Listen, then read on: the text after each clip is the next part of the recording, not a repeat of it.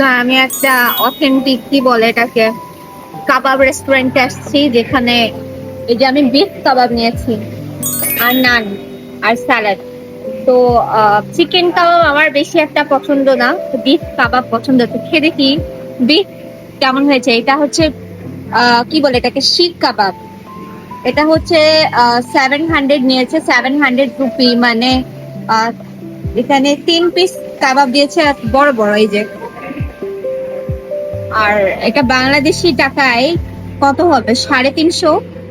350 না, 300 টাকার থেকে একটু বেশি, এত কম। তো এটা অনেক ওয়ার্থ ইট আমার মনে হয় যে খাওয়া দাওয়া। আমি ইসলামাবাদে আছি আর আজকে ব্রেকফাস্ট করতে এসেছি কাবাব রেস্টুরেন্টে।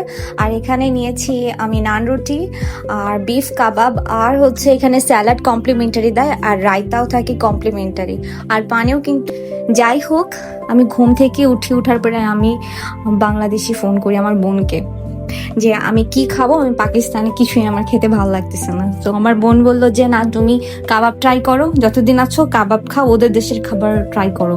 তো আমি ওদের দেশের খাবারই বেশি খেয়েছি, কিন্তু একটা বাংলাদেশি হিসেবে আমি জানি খাবারের কোন টেস্ট কিরকম হয়। এই যে কাবাব দেখতে পাচ্ছেন, এটা মজা ছিল, খারাপ ছিল না। তবে ওরা কাবাব মশলার জায়গায় দেখা গিয়েছে যে আস্ত ধনিয়া দিয়েছে, যেটা কখনোই কাবাবের সাথে দেয় না। এটা আমার কাছে ভালো লাগেনি।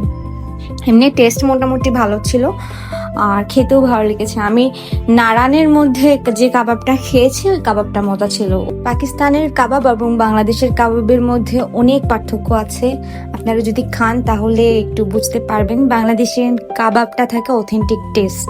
সো আপনারা যদি পাকিস্তানে আসেন তবে অবশ্যই অনেক বেশি বেশি কাবাব খাবেন। এখানের কাবাবের মজা মানে টেস্টটা অনেক অথেন্টিক, অনেক টেস্টি হয়। আর ওরা বেশি মশলা দেয় আমার মনে হয়, আর একটু কম মশলা দিলে কাবাব ভালো লাগতো। তবে চোখে আমার কাছে অনেক মজা লাগছে, এটা খালি খালি ভালো লাগছে।